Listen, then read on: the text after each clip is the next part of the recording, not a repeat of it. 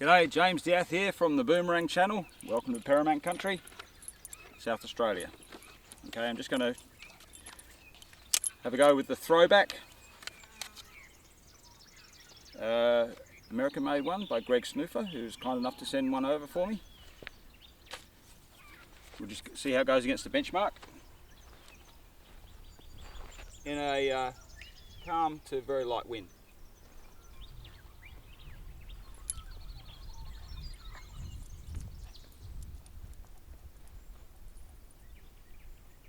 First the benchmark.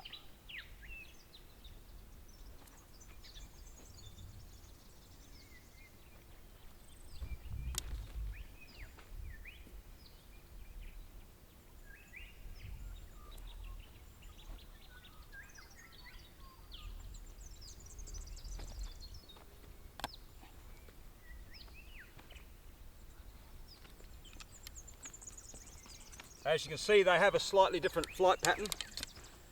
The round trip, what do they call it?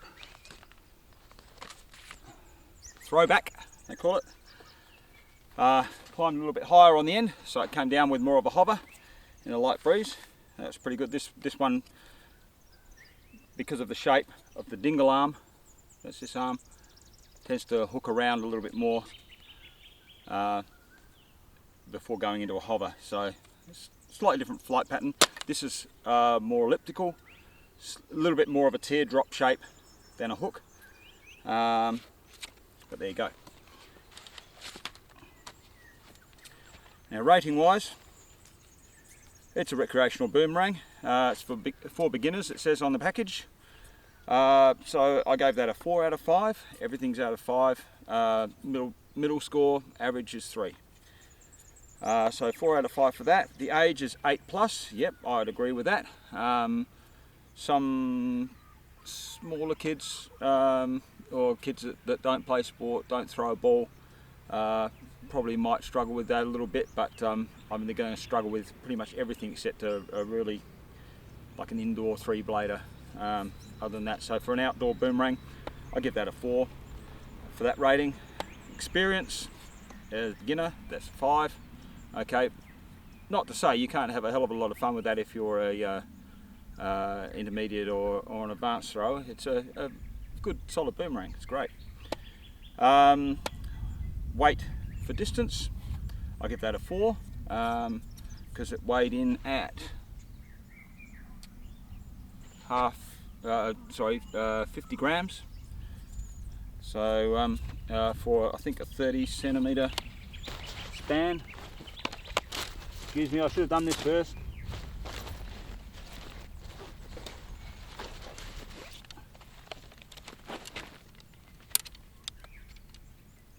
Should have all this written down. In inches, that's 11.5 inches, and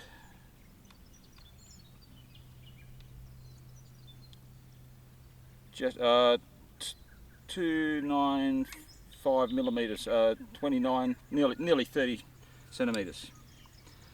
Okay, so that's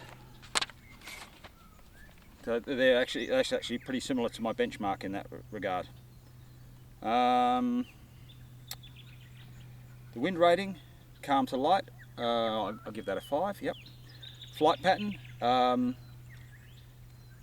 it's not actually stated what the flight pattern is, but on the packaging, but it's as I said, elliptical teardroppy shape, bit more than a hook, but it doesn't go over the top and do a figure 8 like ones that have got too much lift have. So it's a well balanced boomerang. Accuracy, I gave the middle score of 3, although going by that catch, you know, that was I'll give that a bit higher. I'll give that a 4. Distance, for the distance that it's rated, I'll give that a 4. Yep. Catchability, 3. Doesn't have the hover of its stablemate, the Mantis, which I'm very impressed with. So that's just one below that one. The instructions are the same as for the Mantis, and I gave that a 4. And I rate that above average because it goes into troubleshooting, which is quite often left out. Tunability, average it's a 3. Finished birch plywood, the same as like most other decent boomerangs. Materials and finish and durability, I give that a 4. And value for money, overall a 4. And overall, the average of all those marks is a 4, but it's a high 4. You know, it's not a 4.5, but it's somewhere in between. Okay, the Mantis rated at a 4.5, but I think that's a little bit more expensive, and it's rated for above beginners. So, it's horses for courses, isn't it? But overall, a good boomerang, and I thoroughly recommend it. Cheers.